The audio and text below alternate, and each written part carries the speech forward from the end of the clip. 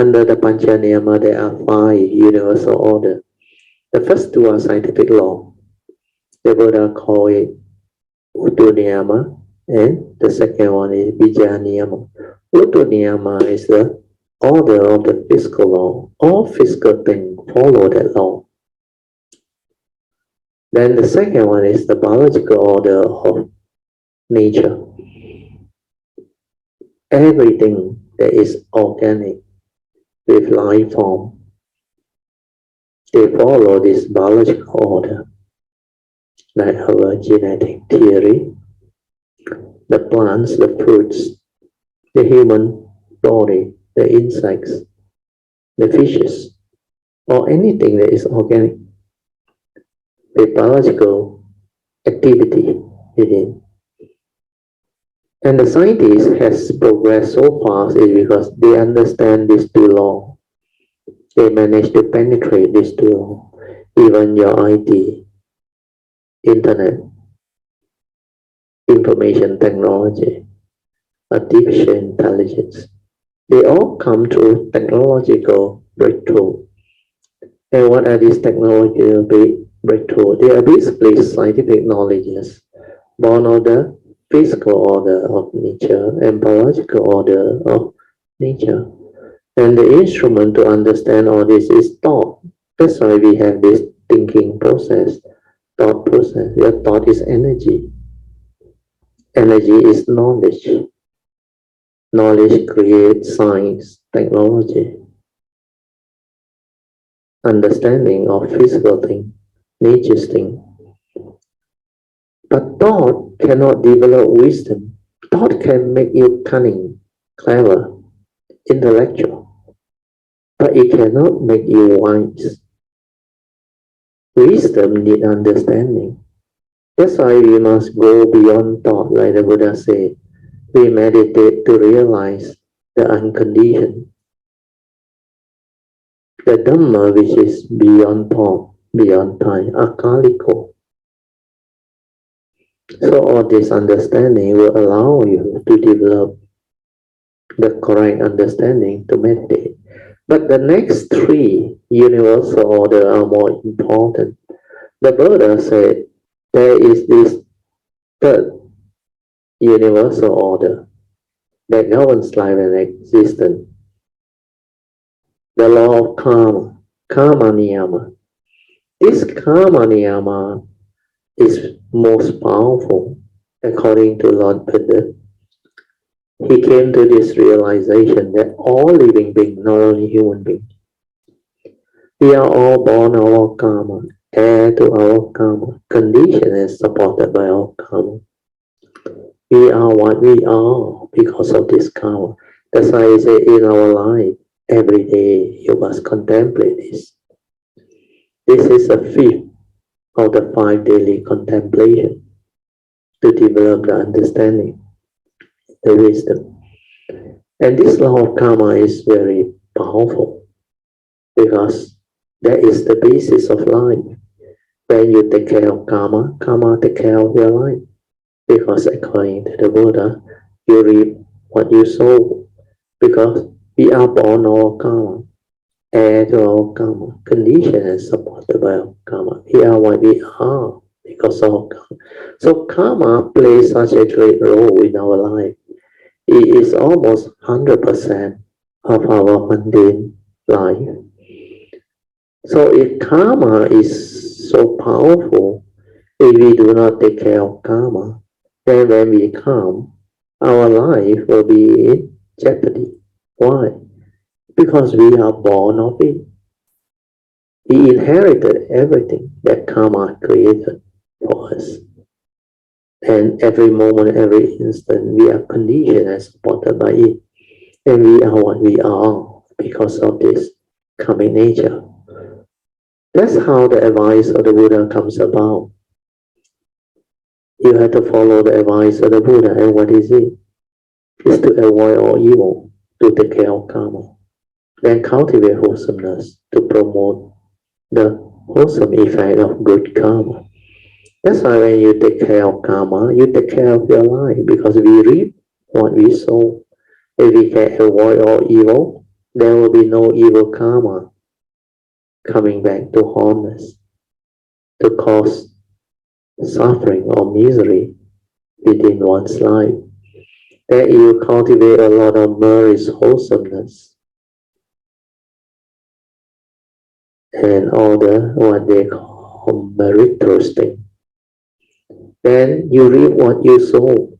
All this virtue, merit, wholesomeness, blessing, they will come back to you when you give through generosity. The more you give back to your own nature, where you reap what you sow, and you will receive back all these wealth, benefits, gifts. It's like you are, in fact, a lot of people are say, wow, how come you are so blessed?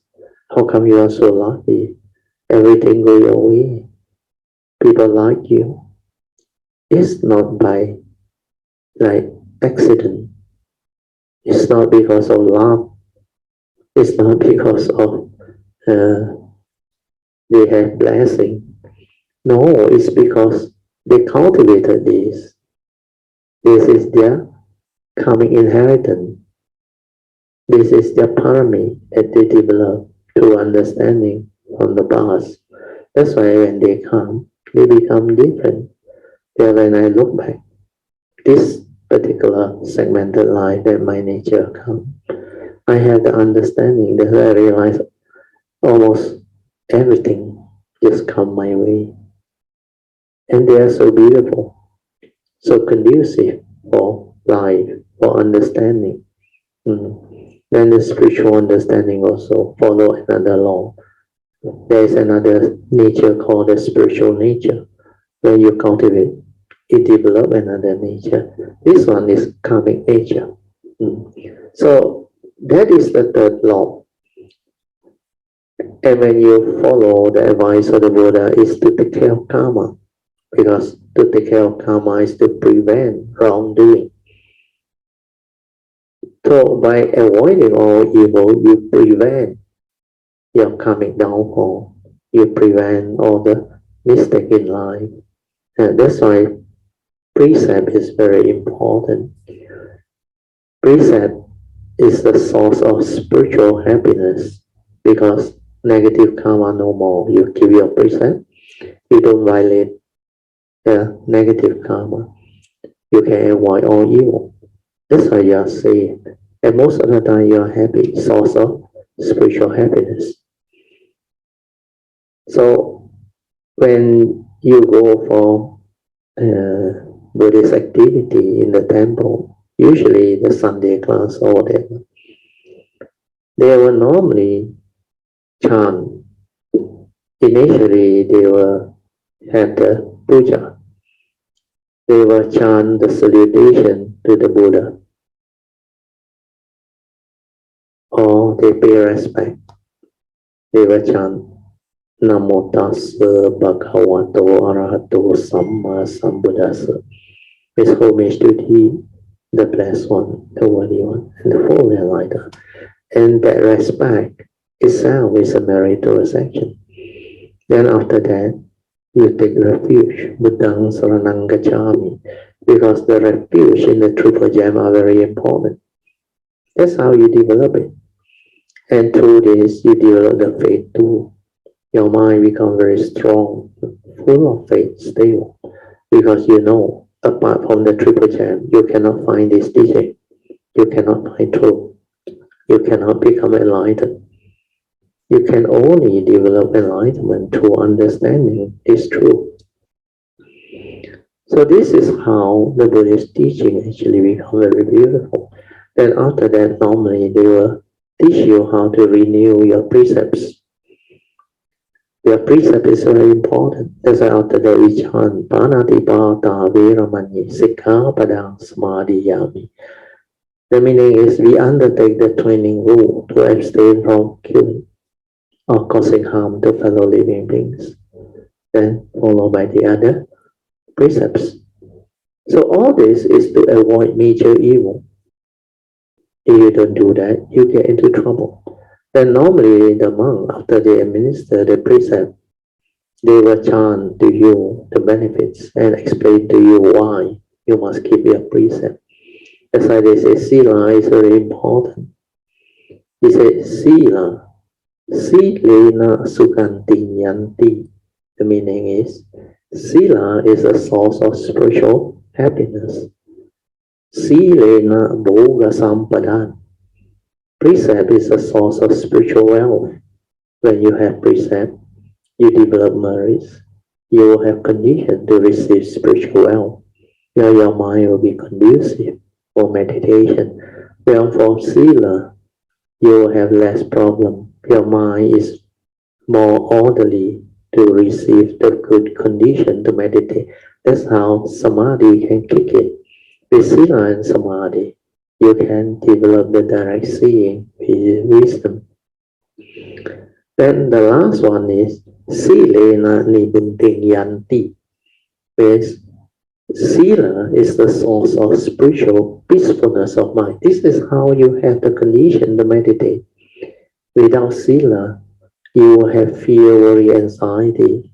You will have all this karmic negativity to haunt you and make you miserable. And you don't have this peacefulness of mind to develop the meditation. Then life becomes problematic. That's the reason why the cultivation starts with sila, to avoid all evil, to take care of karma, to develop wholesomeness. Then from there, you learn how to meditate. So after you know the law of karma and how the teaching come about, how all these are been taught to us, then we start to understand clearly why we do the chanting, why we renew our precept, why we go for refuge, and why we train our mind to be mindful, to be heedful, leading to heedfulness, so that we can develop the third advice of the Buddha to purify our mind, so that we can develop the wisdom to become enlightened, to transform our life, so that we will have the understanding of life, character-wise, personality-wise, understanding-wise, we become different. Then when we do that, our life change for the better. So all these are part and parcel of the Buddhist teaching that will lead to understanding. Then after that, the first spiritual law of karma, we finish. Then the Buddha taught the next one, Chitta Niyama, the law of mind. He said, you have to understand this law, which he called Chitta Niyama. Or sometimes he teach it under Paticca Samuppada, the law of dependent origination. Means the dwelling.